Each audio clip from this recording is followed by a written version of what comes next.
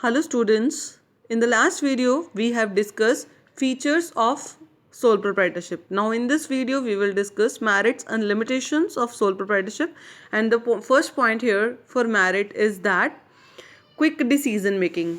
A sole proprietor enjoys considerable degree of freedom in making business decisions. Whatever the decisions he or she has to take, a sole proprietor enjoys full degree of freedom. There is no another person to whom he or she has to consult before taking any kind of decision. Whatever the decision for his business a sole proprietor wants to take, he or she can immediately decide because there is no need to consult anyone other, right?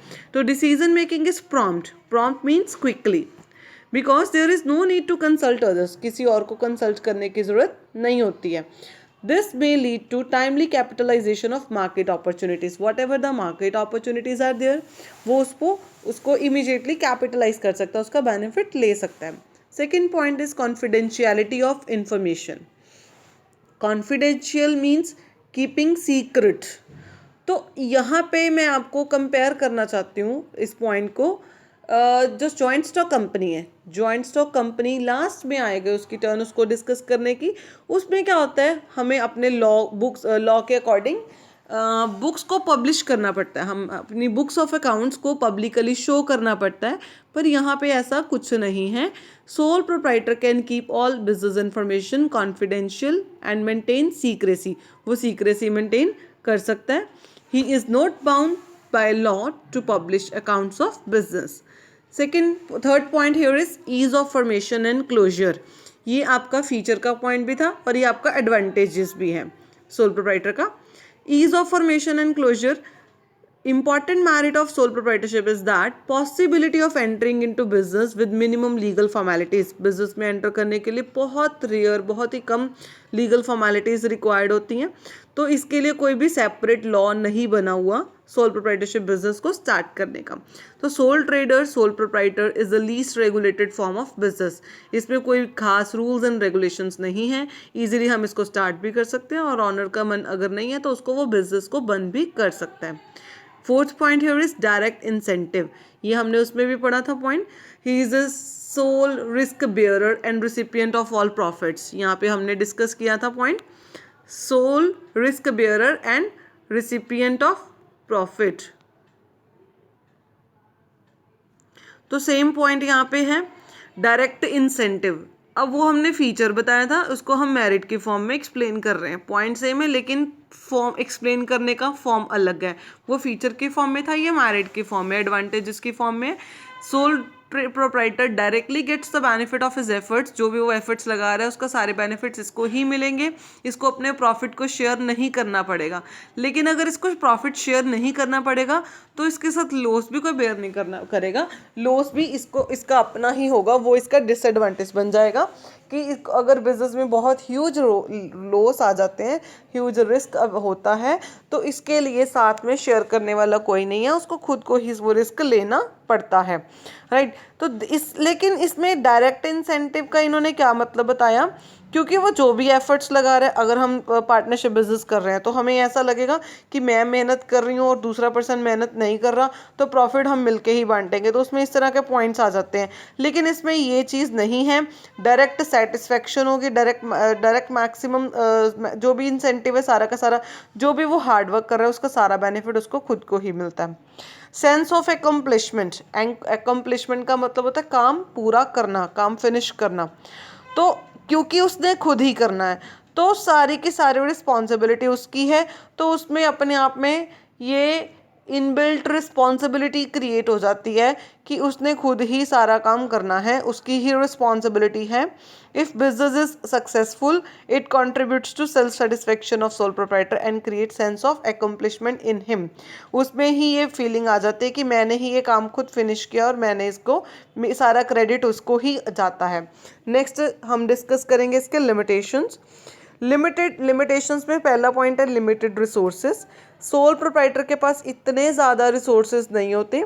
जो उसकी personal savings होती हैं या थोड़ा बहुत अपने friends या relative से वो बोरो करके बिजनेस में मनी इन्वेस्ट करता है. क्योंकि वो सिंगल बिजनेस रनर है, तो बैंक भी इतनी इजीली उसको लोन ग्रांट नहीं करते। रिसोर्सेज कम होने की वजह से ये बिजनेस का साइज छोटा ही रह जाता है, बिजनेस लार्ज स्केल पे नहीं जा पाता। Next point is limited life of business concern. ये हमने फीचर में पॉइंट पढ़ा था, lack of business continuity. Let me clear you, feature में जो होगा, फीचर का मतलब उसका अच्छा भी होगा, उसका बुरा भी होगा। फीचर मीनिंग को क्लियर करता है। जो हम डिफाइंस पढ़ते हैं, जो हम मीनिंग्स पढ़ते हैं, उसको फीचर्स उसको इलाबोरेट करता है, किसको, मीनिंग को। तो वो जो फीचर्स हैं उसमें प्लस पॉइंट्स भी आ जाते हैं, नेगेटिव पॉइंट्स भी आ जाते हैं, ठीक है। उसको फिर हम बाइफिकेट कर देते हैं, मेरिट्स अलग हो जाएंगे और लिमिटेशंस अलग। तो यहाँ पे हमने क्या बात कर रहे हैं, limited life of business concern. Sole proprietor business is on and controlled by one person, क्योंकि ये अकेला पर्सन ही बिजनेस को मैनेज करता है, कंट्रोल करता है। इसमें कोई भी अनदर पार्टनर नहीं है, अनदर बिजनेस का में और कोई भी नहीं है साथ में हेल्प करने वाला। सो अगर बिजनेस में जो ऑनर है, अगर उसकी अनसर्टन डेथ हो जाती है, या वो मेंटली अपसेट हो जाता है, या उसको जेल जाना पड़ता है, या कोई उसको फिजिकल एलिमेंट हो जाती है, या उसकी हेल्थ इश्यूज ज़्यादा हो जाते हैं, या बैंकरप्टेसी मीन्स मैंने आपको पहले भी बताया, अगर उसका बिजनेस डाउन चला जाता है, उसकी आउटसाइड लायबिलिटी ज़्यादा हो जाती हैं, तो इसका डायरेक्ट इफेक्ट बिजनेस के ऊपर पड़ता है and it can lead to its closure. Business किसी भी टाइम बंद हो जाता है, राइट। तो यहाँ पे बिजनेस की जो लाइफ है वो लिमिटेड ही होती है।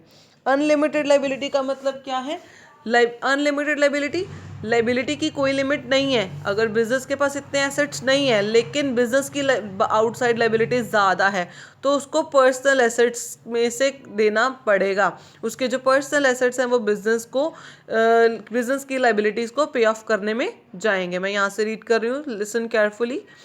A major disadvantage is that owner has unlimited liability. If business fails, अगर business fail हो जाता है, इस लाइन को नोट कर लेना नोटबुक पे। Creditors can recover their dues. Creditors, who are creditors? जिन्होंने हमारे बिजनेस से पैसा लेना है, to whom we have to pay are the creditors. They can recover their dues not merely from business assets, सिर्फ business assets ही नहीं, but also from personal assets of proprietor के personal assets भी use होते हैं dates को पे करने के लिए। A poor decision or an unfavorable circumstance, अगर कोई डिसीजन पुअर लिया जाता है, गलत लिया जाता है, तो it can create serious financial burden on honour.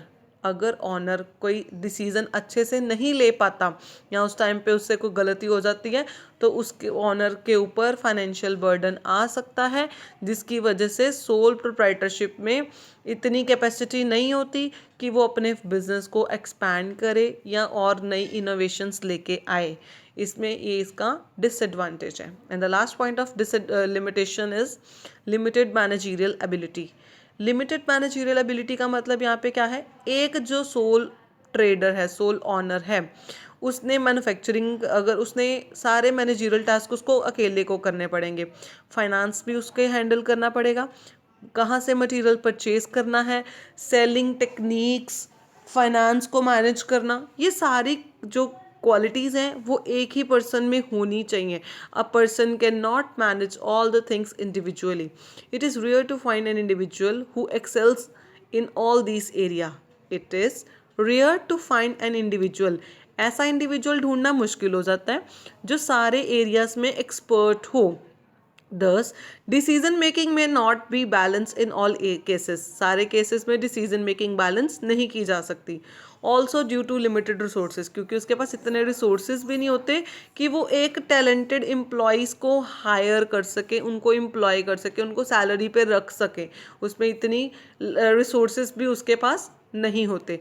तो these were the limitations. Now in the next video we will discuss joint Hindu family business.